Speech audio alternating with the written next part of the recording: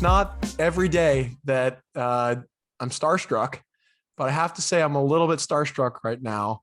I'm joined today by an incredible guest, an All-American, the winner of our most recent trial by combat competition, and the undisputed #1 college competitor in the world. Tell them who you are. Hi, I'm Audrey. So Audrey, you are about 2 weeks removed from winning trial by combat. How do you feel? How does it feel? It's quite a mix, honestly. I am so excited and so honored and so stoked. And every time I talk to someone about it, like I get really revved up again and so amazed by everything that happened. But at the same time, like I'm still so tired. So it's kind of like this like juxtaposition constantly of like, I'm really tired, but also I'm so stoked. So it's a whole bag of emotions currently. Yeah, I think it'll still be a while before it fully sets in. Yeah. But I'm just so excited for you. It was such a fun competition and fun final round, and Yeah. really, really, really exciting. I think one of our better final rounds ever. So I think what some people don't realize, and maybe they're starting to realize this, is this was not your first one-on-one competition ever. You had done the Gladiator tournament, which is the high school version of trial by combat, in 2017 and 2018. Am I right? And 2016. Three. Okay. So three I did times. 3 times. Yeah. Wow. Thanks. So how did you feel like you were prepared to kind of do the one-on-one thing? Obviously it's a little bit different because you get a couple of weeks instead of 24 hours to prep. Yeah. Did you feel like you were kind of ready for this given that you'd done it a couple of times before? Before I started really preparing for TBC specifically, I did not feel prepared. I think Gladiator is amazing and prepared me for this, but it's been such a long time. I mean, such a long time. It's been since 2018 since I did the last Gladiator. And I think transferring onto the online format, I was just not sure about how a lot of things were going to work. And so initially I was super nervous, but specifically preparing for TBC2, we started doing like a lot of drills and stuff that got me back into the mindset of the way Gladiator was, and then in the way that TBC would be. So I would say it was like kind of like 50-50. Like Gladiator helped me know what skills were important and what principles were important going into this kind of tournament. And so I think the preparation that we did specifically for TBC then kind of like finished helping me get that way. So this was your third year as a college competitor, but you graduated recently, right? I did. Congratulations on that. I'm sure there's a lot of people who are happy for you and happy that they never have to see you again on the college circuit. So did you feel, obviously this was your first time competing in this specific tournament. Did you feel a little bit of pressure? Like this was it. You had no other, you weren't going to do it 3 times like you did it at a Gladiator. Yeah. How did you feel coming in knowing this was the only time you're going to get a chance to be here? It was, again, quite a mix because there was this like voice in the back of my head, like, this might be the last time, like this might be the last time for like every one of the last like rounds that I did.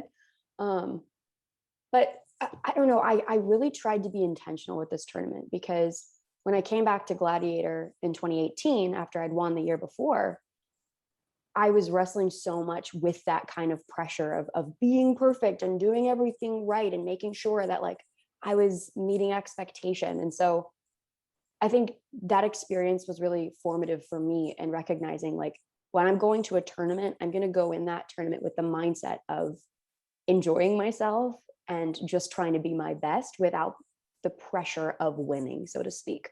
And I think that really helped me because in like key moments when I was messing up or when I knew that I totally screwed something over, I felt like it was easier for me to just kind of like let it go and keep moving on. So we're about to watch one of your rounds from the trial by combat competition, and specifically your 4th round against Sydney Gaskins, who I don't need to say is an excellent competitor. And this was obviously a really big round, and I'm not sure that you guys were aware of it, if Sydney was aware of it, but this was in some ways the winner, depending on how the ballot shook out, was going to advance and potentially the loser of the round was not going to advance. Did you feel that kind of coming into the round? Were you kind of aware of where you were? And if you lost in a convincing way in terms of the way the ballot shook out, that you might have been out of the playoffs? Were you aware of that going in? I was, for sure. I don't know, like I'm not a wizard when it comes to like tab and like figuring out how the scores and points all roll out in mock trial tournaments. But I did know that going into it, like what happened in this round mattered. That's how this kind of tournament is. Like every check mark matters. And so I did know that it was a high stakes round. And I knew that Sydney's absolutely incredible. And I didn't know what to expect. So we're going to watch your cross-examination from the round. So I think most people at this point probably have a good sense of what the case itself was about. But why don't you give us a sense of, first off, what your theory of the case was and what you were trying to accomplish broadly in this cross-examination, then we'll get into it. Sure. So I was defense for this case. This case obviously is basically a case about drinking and whether or not a bar overserved. So my case was an affirmative defense, right? So I addressed the fact that they didn't overserve to their knowledge, right? The plaintiff's not meeting their burden because they can't prove that, they overserved and knew that they were overserving. But I kind of pushed that to the side to kind of carry this narrative a little bit more of an affirmative defense, which is that Jessica Marks, the girl who died, in fact, was her actions were a substantial factor in causing her death. So what that actually means in terms of the story I was telling was essentially she carried the keys. She chose to drive somewhere with the intention of drinking. And she was given the option when she left to not drive, but she chose to drive again. And so it was her choice. It was her decisions that caused her death. Good afternoon, Ms. Levin. Good afternoon. Before we get into things, ma'am, I just want to say I'm really sorry for your loss. I'm just going to ask you a quick couple of yes or no questions. We'll make sure to get you out of here real fast, okay? Okay. Ma'am, I actually want to take a moment to take a look back at that map you were showing us on direct examination. I want us to take a step back to talk about where that night actually began. Ma'am, you were with Ms. Marks the night at the bar, right? Yeah, I was with her. Your Honor, we're now displaying that map that was shown previously. It wasn't the same map. I screwed up the exhibits. I was wrong. Right. So we're going to see Sydney object here in a second. Ma'am, you actually recognize this as exhibit 19, right? Yeah, I do. Mm-hmm. And you recognize exhibit 19 as a map of West Los Angeles? It is, yes. Now, you can see here on exhibit 19 that there are a few markers on this map indicating location. Objection, Your Honor. This document is not in evidence. May be heard? Yes, counsel. Your Honor, I'm laying foundation to enter this into evidence. Okay, well, we'll keep this outside the view of the jury for now. So to me, this is one of the things that I think sets apart great competitors from excellent competitors. And you just said a second ago that you put the wrong exhibit up, or you put the right exhibit up, but that it wasn't the one that was used on direct. But I'd seen this cross a bunch of times, and I didn't realize that you had made that mistake until you pointed it out. And the reason I didn't realize it is because you were so calm, cool, and collected in your response there, saying we're all just a mirage.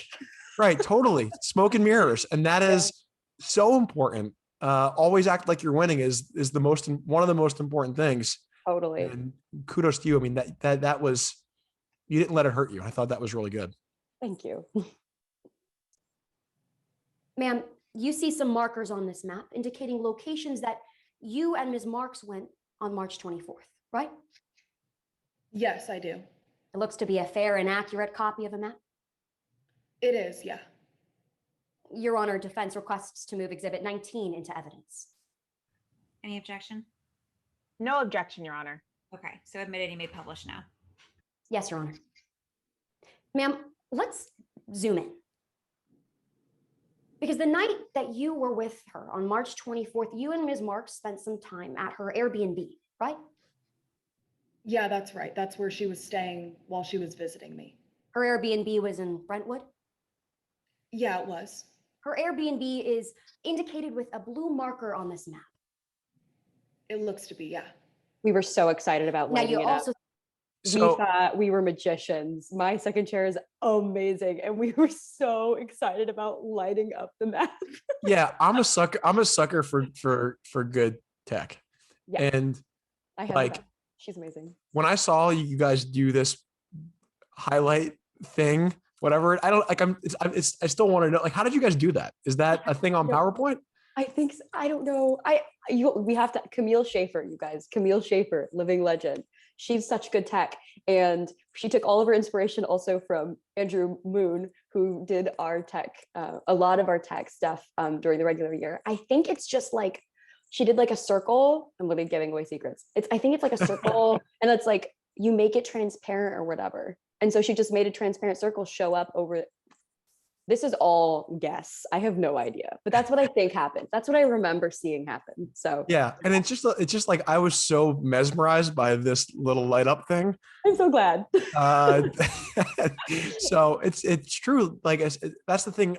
Obviously, I want to be back in person, like everyone does. But I'm really gonna miss the most important thing that Zoom kind of lends to competitors is the ability to do things with technology that really you can't do in in-person competitions. And stuff like this is just another way to kind of evaluate your advocacy, and also to get more people involved. You were saying you had someone on your team who was excellent with technology. That's real. I mean, when I try real cases, we have people on our team that are handling the tech, and that is a real piece of trial advocacy. So I'm going to really miss that. I hope that tournaments find a way to incorporate tech even when we're back in person, however that is. I agree. And I think it actually gave us the opportunity to have more substantive demonstratives because people could see on the screen. So you weren't just flinging around a piece of paper and saying what it said or reading from it. Like that's kind of the most that you usually could do with the document.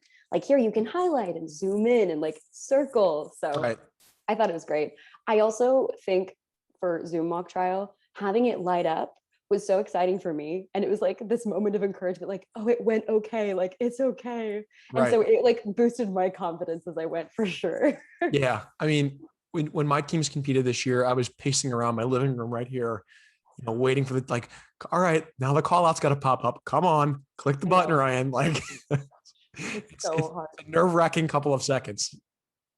Tech this year, like let us take a moment for those who were doing tech this year. You are all absolutely incredible and the only reason your teams were successful. Yes. So salute to all the second chairs out there. So good. Handling the tech. Seriously. I agree. spent some time at Sonny's bar that night, right? Yes, that's right. Sonny's bar is in Malibu. That's right. Yeah, it's that purple marker there. Ma'am, the purple marker on this map you're saying indicates where Sonny's bar was, where you went. Right, yes. So for the members of the jury, ma'am, you and Ms. Marks went from Brentwood that night all of the way to Malibu?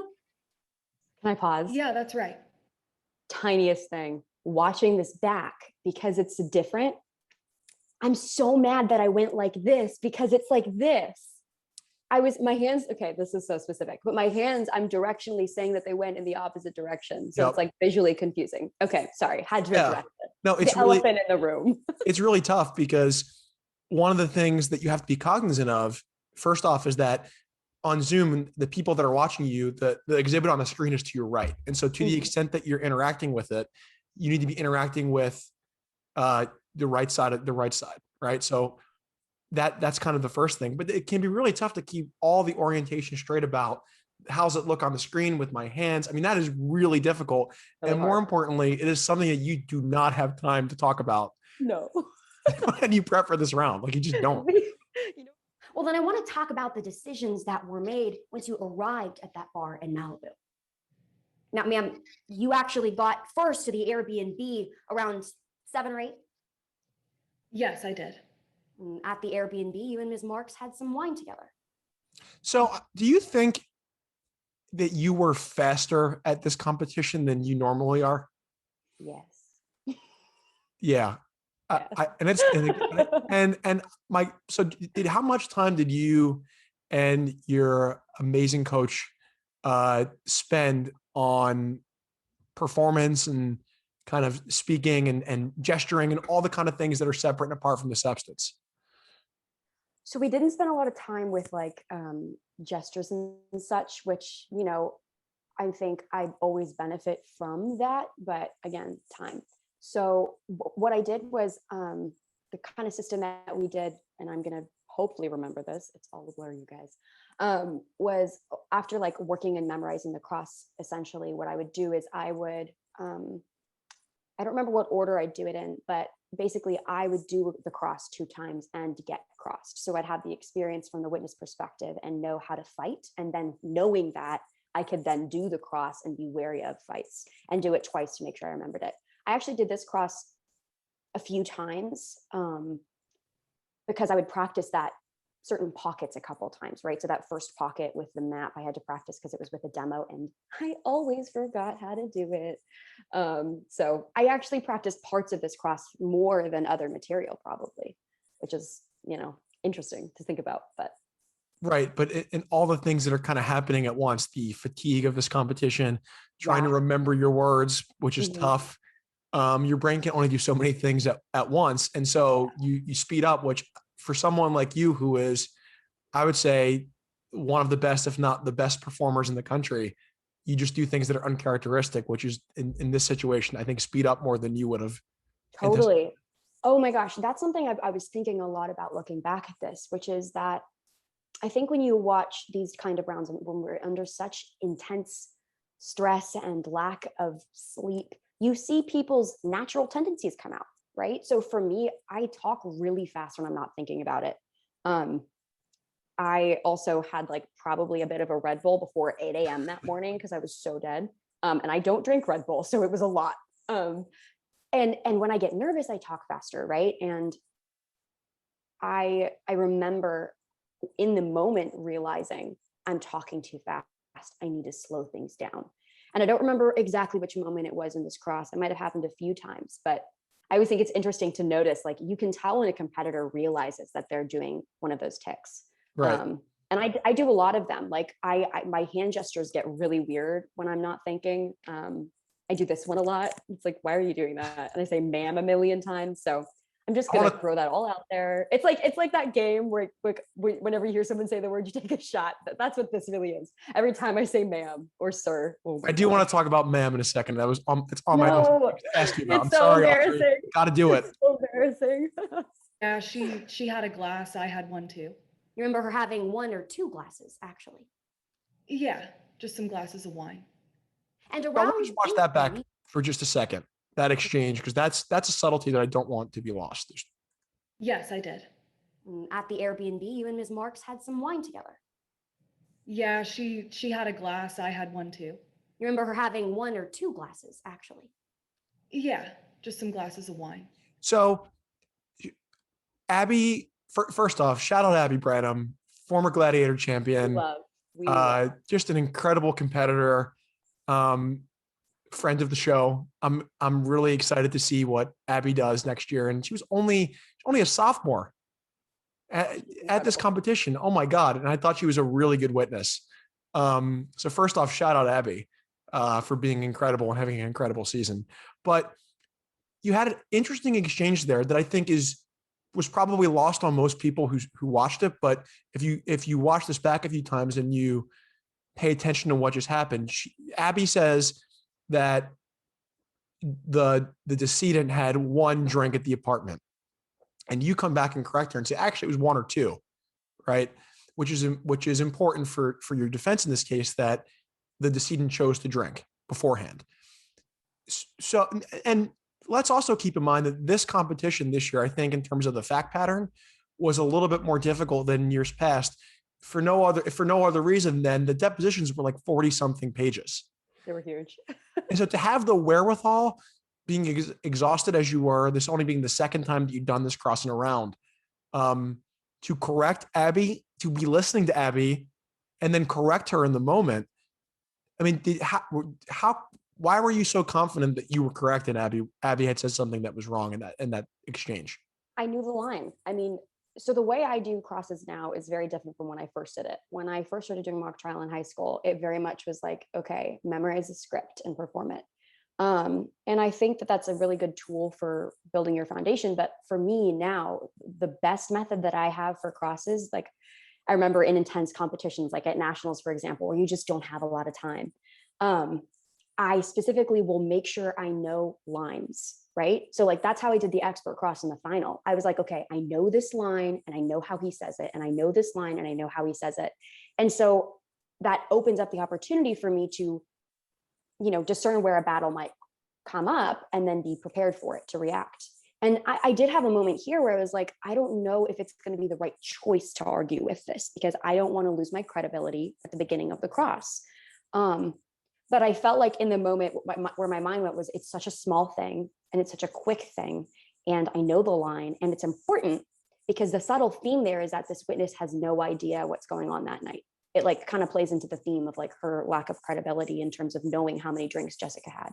So there were a lot of things going on in my mind in that moment when I was just like, okay, I'm asking that question. What did you do in your prep to make sure that you knew those big lines? I don't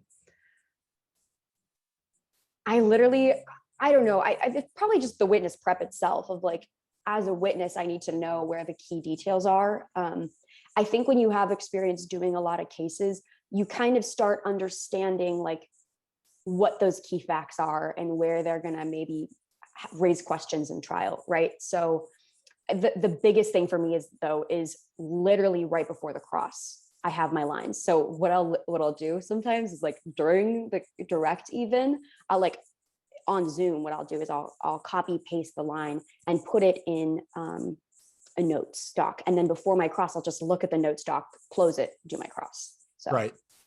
I thought one of the things that sets you apart, not only in this round, but just throughout the competition was your ability to witness control. And that was just a subtle thing, but I think something that it had you not corrected, Abby, could have been bad for your theory, obviously. Sure. Yeah. And around 8:30, you two left the Airbnb. That's right, for Sunny's bar. But Ms. Marks, she didn't call up a cab to take you to Sunny's bar, right? Good gesture. Thank you. Right at that point, she looked fine to me. She was fine to drive that night. Well, ma'am, I'm not asking you whether or not she was fine to drive. I'm asking you what she decided to do. And she didn't call up a cab to take you two to Sunny's bar, right? There we go again. Just incredible witness control. In this specific spot, though, understanding that the moment here, you're cross-examining the best friend of the decedent who's testifying for the plaintiff.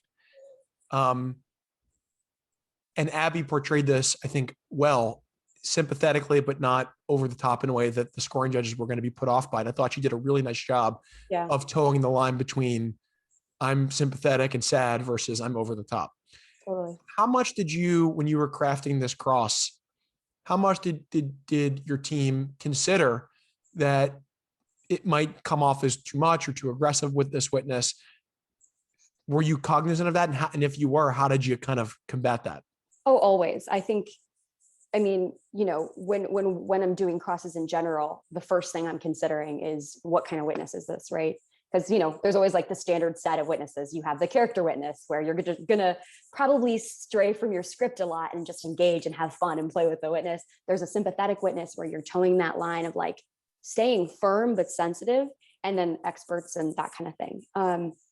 And it's when we were working on the cross, we were definitely thinking about that. And I think for at least what I was thinking was it really depended on performance itself and not so much the questions.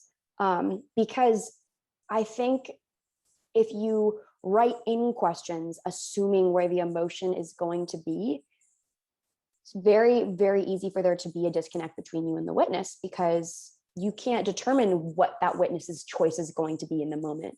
And so I think for me, we were thinking about emotion in the sense that I knew that my cross was going to end on a very, very heavy moment.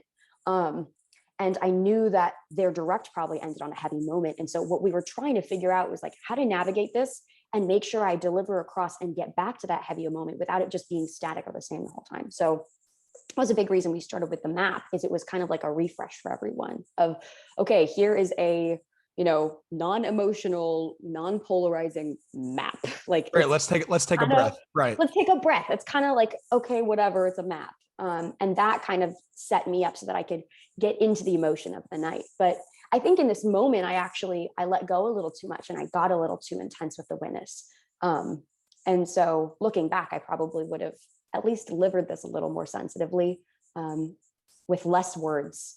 I think that would have been really beneficial in this moment. But, One of the things I think that's so interesting about your success on the last day of the tournament is you went defense 3 straight times by choice the last 2 times, which is interesting to me because you ran a theory that at least ran the risk of being polarizing given the choice you were making, especially in this cross, to attack the decedent.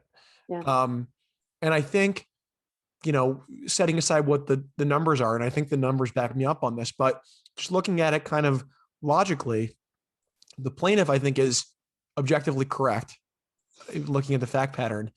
And as one of the writers, you can say that. Yeah. I mean, I think, yeah. And I think that's in part what we were going for, just because there's an inherent defense bias in cases, both civil and criminal. Yeah. But beyond that, I think the cross-examination for the plaintiff is inherently a little bit easier because you're attacking someone who served an underage person and who died rather than the friend of that underage person. Totally. Yet you chose defense twice. Why did you like your defense side better? Gosh, it's interesting. There's a couple reasons why I chose it. Because I agree with you, like from the perspective of this case, plaintiff is advantaged in the evidence they can present and even the story that they can present and the emotion that they can present. But I mean, the simplest reason that I kept choosing defense is because I went defense and I was prepared for defense. And I think in this tournament, something that I was talking about with my coach and my teammate was like, at the end of the day, like what matters more is that I'm confident and comfortable. And that's important for me, especially. I need to feel like I know what I'm saying. And so it really was mostly that of just, I've been defense, I'm going to do it again. So, I mean, that's the main reason. I also think for me though, my plaintiff theory isn't all that different from everyone else's at the time. Everyone essentially had even a very similar theme. So I think what I liked about my defense theory was that it kind of was different and it was dangerous. Sometimes I don't think it was always correct on the law because I wasn't prepared enough to articulate what I was trying to say well enough most of the time. But I think the key for me was that I was telling a story. And at the end of the day, that's what's going to do well. Do you have a story? And is it something that people can understand and relate to? And I think for me, also, I trusted myself in a sense that I could be sensitive and emotional appropriately. And people are probably going to disagree with me, but I did, because I mean, for me, like I understood a lot of the emotions in a personal way that surrounded this case. And so I could approach it from a very real perspective of how would I say this? How would I tell this story? So yeah, those are 2 things. I knew it better and it was a story. So if you had gone plaintiff in round 4, would you have picked plaintiff for the semifinal, do you think? I honestly have no idea. It would depend. Like, would I still remember my defense scripts, so to speak, or my material? Right. But I was stoked to go defense in the final round. I was so glad I got to pick that because I had Ben as a witness and I thought he was just superb. Like in this round, actually, he was just excellent. So I was very excited and I wanted to tell my story. So. Right. At that point, she just drove. She didn't order an Uber. Right. I was too mean. You just told us that she actually took her keys and turned on the ignition that night. Calm down, Audrey. Calm No, down. that's such a good gesture. And, Thanks. I think that's a lesson to people that are watching this about, and I've said this already, Audrey is one of the best, if not the best performers I've ever seen. And it's not just, I think there's a couple of things that you're really good at, in particular, voice control, facial expressions. But in that situation there, and I want to just watch it back while we talk about it, told us that I mean, she look at the actually took gesture. her keys.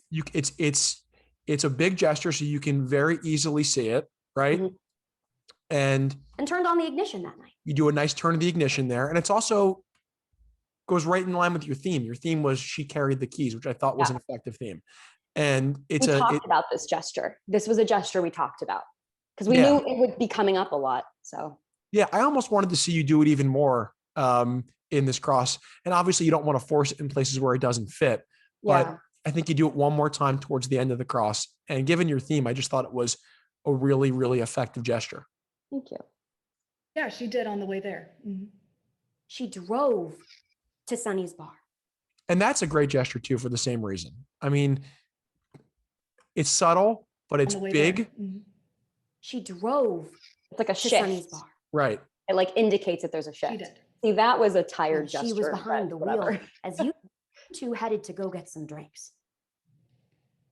That's right. With that in mind, let's talk about what actually happened when you two arrived at Sunny's bar. You got there around 9 p.m. That is another really subtle thing that you just did that I think is really important and good. And a lot of competitors don't do, which is when you're signposting, and maybe this wasn't deliberate, but when you're signposting to kind of, instead of breaking up your signposting, your question to allow the witness to interject and say something, you go right from the signpost into the question and don't give the witness an opportunity to do Very it. intentional. Very intentional. Yeah. Yeah. So I want to watch that back. With that in mind, let's talk about what actually happened when you two arrived at Sunny's bar. You got there around 9 You went p.m. right into the question. It's so effective. Yes, we did. And when you got inside the bar, you two had some drinks, right? We did. And you had quite a few. All right. So there's a mem. So we've heard a couple mems now, obviously not written into your materials. I Here would it guess. comes. No. So is that something that was a tick of yours that had been present throughout the season, or was this a product of you being tired? It's a tick that I've had for always. And when I'm tired, it comes out. Like usually it's something that I'm aware of. And I, when I'm not tired, usually have the self-control to stop myself from saying every other sentence. But it's a crutch. It's the same way in my close, members of the jury became a crutch, which I think is actually very common for people.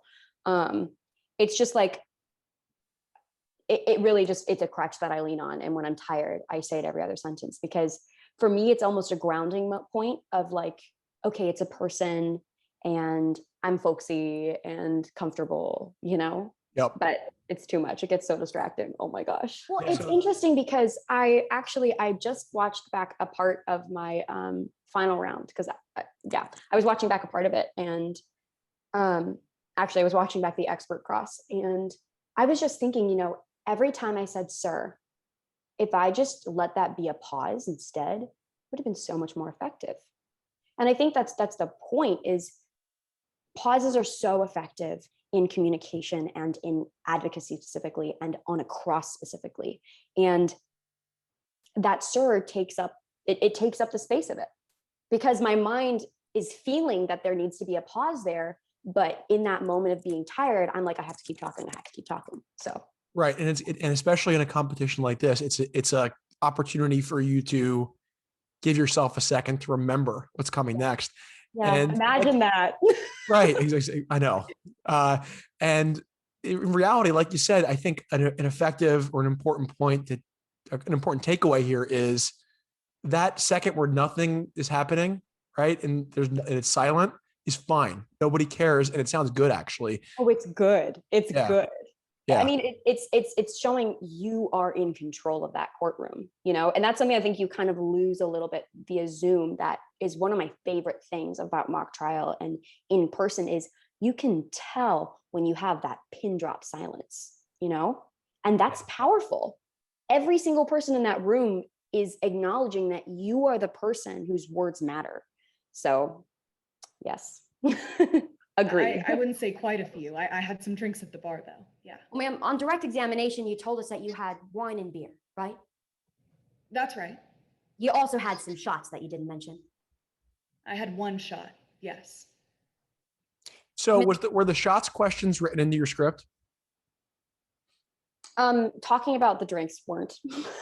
Like it was like you had some drinks, she had some drinks. Like I wasn't originally intending to go into it because my original case did not spend a lot of time attacking her credibility because I thought it was just kind of a given that we wouldn't really trust her anyway. So this was me in the moment being like, I need to explain a little bit more that she wasn't fully sober that night. But again, I did it too aggressively in this moment because I was off. Like I was like, Yeah, I mean, I don't know that you were too aggressive. I think you probably could improve your tone, but I don't know that it was offensive. I guess my point in stopping it here is I think this is an important lesson to newer competitors or competitors who are trying to improve in incorporation, which is to say that you can incorporate very subtly on a cross-examination specifically, and it can look really effective. And in this specific situation, calling back to something she said on direct to set her Totally. up for the question, you also had some shots, which you didn't mention on direct. yeah, Makes you look really responsive. And it didn't throw your script off. You didn't have to go kind of down some kind of rabbit hole with the witness, but it looked like you were being really responsive and listening to what she said on direct, which real lawyers appreciate. And it wasn't a big kind of undertaking for you on this cross. It was just something you knew and were able to kind of incorporate on the fly. I thought it was Yeah. really effective. and it was intentional. I mean, on her direct when she didn't say the shots, I was like, oh, okay, I'm going to bring that up on cross. Because I am of the belief as well that the best thing you can do on a cross-examination is seem responsive. Like I remember before I was like comfortable not doing my script as much, or before people like didn't get as mad about me for leaving scripts, I would write in questions that were faux responsive, so to speak, because it's important. It really is important. So Yeah, I agree. And I think even being cognizant of that and trying to be, as you put it, faux responsive and writing things in. all a mirage. I think that's effective. I think that's an effective technique, and I thought it was effective here. Marks was also drinking that night, right? She was. And after drinking, you two left around 11:45. That's right. Ma'am, at 11:45, you called an Uber. I did. Yeah. You called an Uber because you were concerned that Ms. Marks was not safe to drive. Yeah. She wasn't acting at that bar like she could drive home. You're right. You told Ms. Marks that you were concerned she wouldn't be able to drive. Yeah. Watching how she was acting that night, I didn't think she should.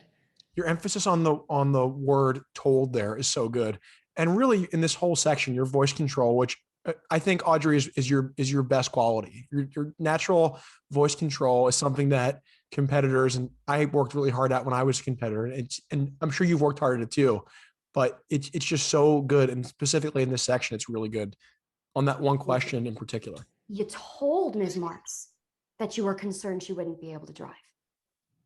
Yeah. Watching how she was acting that night, I didn't think she should. You begged her to take the Uber? Yeah, I did.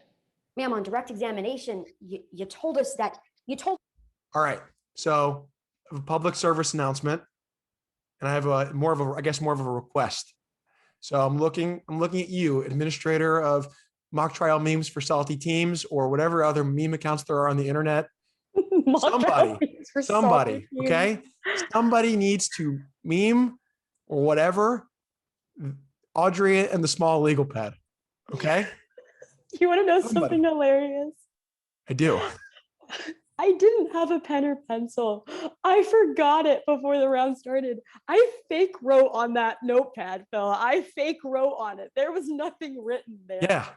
There was nothing there. Well, even if you had a pen or a pencil, I'm not sure you could have fit much on that tiny legal pad anyway. So Don't come at my tiny legal pad. But yeah. someone needs to meme this, okay? We have the cabinets, and the internet did a great job with the cabinets. Kudos to the internet. Somebody meme the tiny legal pad. Oh my word. That you would pay for the Uber, right? Yeah, I wanted her to ride with me. But she didn't. No. She told you she was fine. Yeah, she did.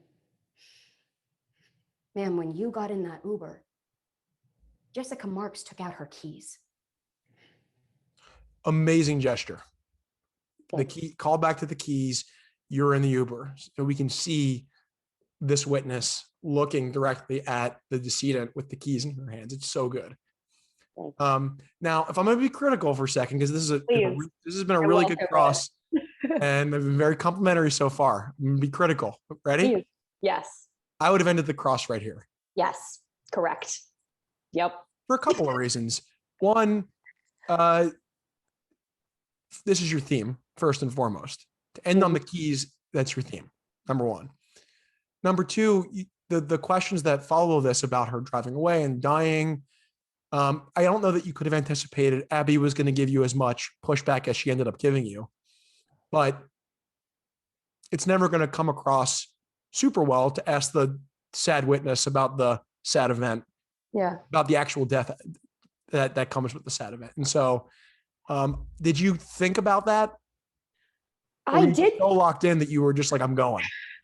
I thought about when I was like working on writing the cross about whether or not I wanted to ask her about that moment and seeing it happen. And I think in my mind, actually what was happening was I wanted to be able to show that I could do an emotional cross and it have, in a lot of ways, I think when I was doing that cross, I was also doing it from the mindset of in person where everyone can feel the emotion and like the empathy in the courtroom is very powerful. And I think when you are able to do a cross with an emotional witness and stay in control, but carry that emotion, it's really powerful and effective. And so I kind of wanted to do that. I also think that a really important thing to do in mock trial is show that you can do it all, like get you an attorney who can do both. And so my mindset was like, I need to be showing that I can be very emotional with a witness so that I can also be very like, assertive and legal, whatever. Right. But I agree with, I think I didn't expect Abby to push back that much. And honestly, that part isn't totally to the T what the depo says. And I think you're totally right of like, if my job here is to make my point, I end there. But it was kind of like a self-indulgence moment of like, I want to continue the acting. That's really what was happening. Right. And knowing when to stop is so hard. It is. And I said this, I think when I spoke with Bennett on one of our last shows, but I tell my students, and I'm sure you've been told this, that you can only get a 10 on a cross, right? You can't get an 11. And so if you are winning badly and you are 70% through a cross, stop. Nobody cares. No, totally. Right?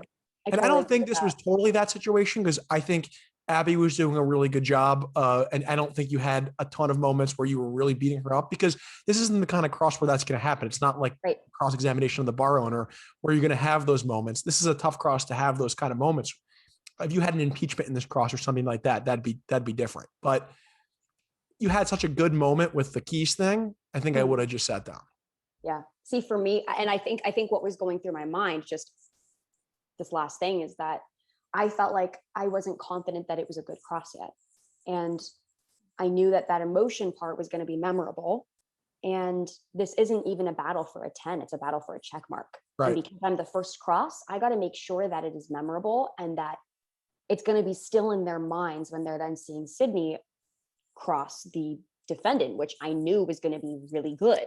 So to me, it was like that decision of continuing really had to do with me misjudging, but believing that if I showed that depth of emotion, that I might be able to win that cross check mark. So You heard her turn on the ignition. No, it happened faster than that. Ma'am, you saw her drive out of that parking lot. Yeah, I followed behind her. Ms. Levin, you know.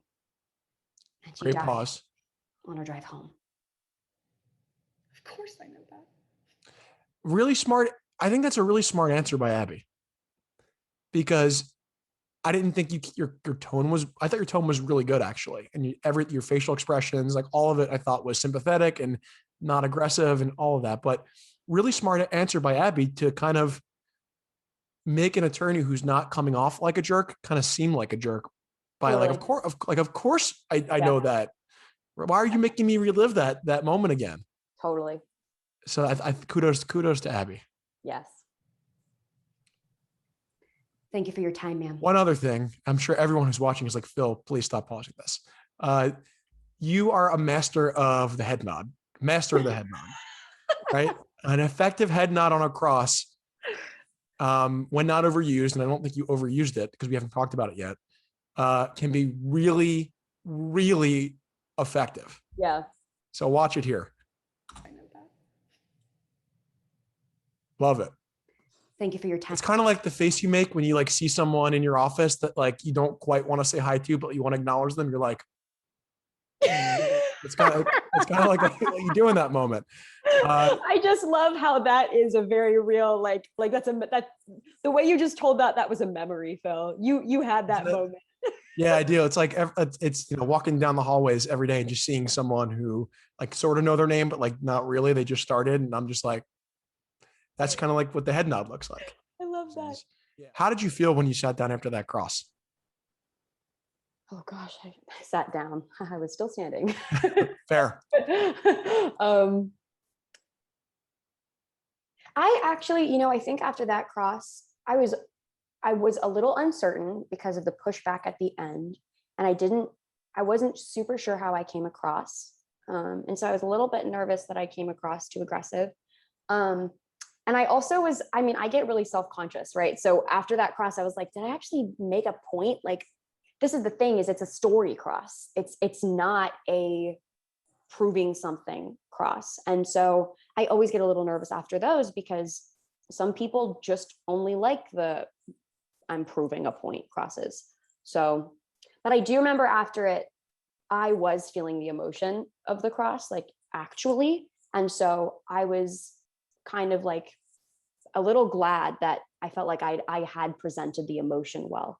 So I felt good about it in that way. And then of course I always am a little bit nervous about it not being good, but How did you feel at the end of the round? I felt really good, actually, which is not normal for me. I usually assume that I either did badly or that my style wasn't something that the scorers liked. But I felt good at the end of that round because I felt like there were moments in which like something that I prepared for and thought through, I got to show. For example, there's this objection that I made that references the jury instructions. And I don't think I argued the objection as well as I could have, but it was just really fun for me to get to engage with that. And so I was happy at the end of the round because I was like, look, if this is my last round, I'm glad. I felt like I actually enjoyed myself. I had fun. And what's most important for me is I felt like I was doing things substantively, not just performing. So I felt really good after the round. So as we said, kind of at the top of all this, you were the 2017 Gladiator champion. You're now the 2021 Trial by Combat champion. And so I think what's on everyone's mind right now is, are you going to be the first Triple Crown winner, Gladiator champion, Trial by Combat champion, and future Top Gun champion? Has that kind of occurred to you? And if it has, how does it make you feel? It's crossed my mind. Mostly because people keep saying it. I think that would be awesome. That would be really, really cool. And I certainly would be stoked if that happened. But I don't know. Well, I think you have to get some well-deserved time off before you have to think about any of that. I said this to friend of the show, Bennett Dembski, when he was on. And one of the things that I think is so cool, especially for you, because not only do you have your performance in this tournament, but also your performance at Gladiator. And I remember when I was a young competitor, watching all of the really great competitors rounds where you could scrounge up a DVD or there was something like on the internet randomly and trying to learn from that. And I think it's so cool that people are going to be learning from you for a long time. Yeah. I think that's really, really, really cool. Blows my mind. I that's the kind of thing where I think we all experience this of like imposter syndrome so much of just being like, I don't think I actually am that good. I don't know if I actually did that well. And I think it's so amazing and so kind when people think that like something you as an individual did was good. So I don't know. I'm just honored and blessed, truly. What are you up to this summer? Working. I just moved to Los Angeles with my sister. She's doing law school here, and I'm working at a firm right now. So that's what I'm doing this summer, what I've been doing. Just working an 8 to 5, getting to see what it's actually like to be a lawyer, because I love mock trial and I love trial advocacy, but that's not all there is in terms of law. So it's good to see what else is out there. Yeah. And maybe we put the cart before the horse a little bit with the Top Gun stuff, but A little bit. I'm assuming you're thinking law school? I mean, I would love to. It would be really, really wonderful. So, but I think at least for me, like after this year, I'm really trying to stay present in the moment and be where I'm at. So that's what I'm doing. I think law school would be incredible, but that's not where I am right now. I'm working and I'm in Los Angeles right now. So Yeah, you should take some time to not think about any of that. Yeah. At least a Yeah. little bit of time. But you'll have plenty of time to think about all that, I'm sure. Well, Audrey, thank you so much for coming on. This was so much fun. I'm sure people are going to really enjoy hearing from you and hearing you kind of comment on what was an excellent performance. And I'm just super excited for you, and congratulations again. No, thank you. Thank you for having me here. It's been very fun.